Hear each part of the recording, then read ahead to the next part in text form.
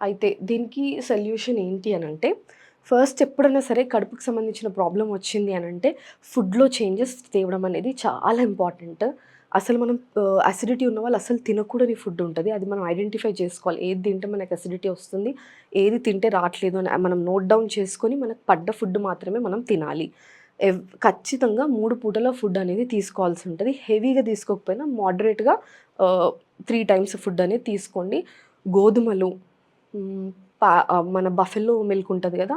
అంటే ప్యాకెట్‌లో వచ్చే పాలు, దాంతో చేసిన పెరుగు, ఇంకా షుగరు, ఇవన్నీ కూడా అస్సలు అసిడిటీ ఉన్నవాళ్ళు తీసుకోకూడనివి.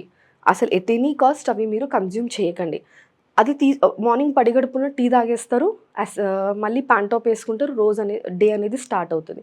ఎట్లా అంటే ఒక రౌండ్ సర్కిల్ అనమాట. మనమే డ్యామేజ్ చేస్తున్నాం. టాబ్లెట్ ఏస్తున్నారు. మళ్ళీ డ్యామేజ్ చేస్తున్నారు. సో, ఎందుకు డ్యామేజ్ అవుతుందని ఐడెంటిఫై చేసుకొని అట్లాంటి ఫుడ్ మీరు అస్సలు తీసుకోకండి. మార్నింగ్ పడిగడుపున టీ అస్సలు తాగొద్దు.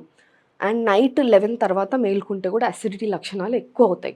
సో, 11 కన్నా ముందే మీరు ఎర్లీగా పడుకోవడం చాలా ఇంపార్టెంట్.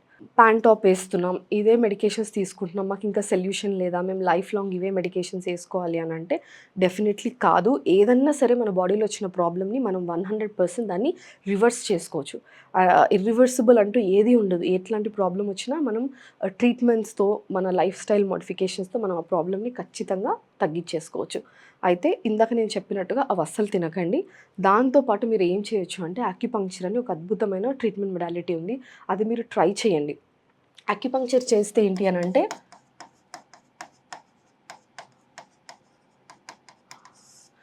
ఇందాక నేను చెప్పినట్టు ఇక్కడ పొర డ్యామేజ్ అయింది కదా! అది మళ్ళీ రిపేర్ అయ్యే ఛాన్సెస్ ఉంటాయి.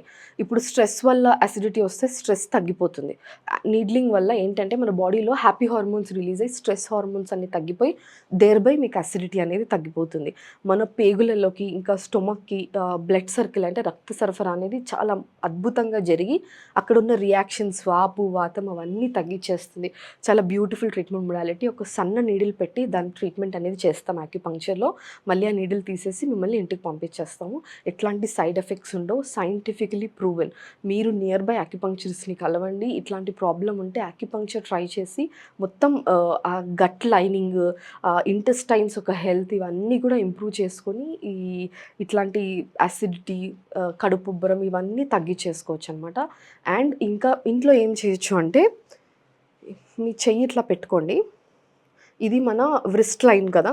ఈ వ్రిస్ట్ లైన్ నుంచి ఒక 3 ఫింగర్స్ కిందకి, ఓకేనా? ఈ మా వ్రిస్ట్ నుంచి 3 ఫింగర్స్ పెట్టి దాని కింద ఏదైతే పాయింట్ అంటే నా చిటికెన వేలుని చూడండి అది ఎక్కడుంది, ఆ పాయింట్‌లో ఓకేనా?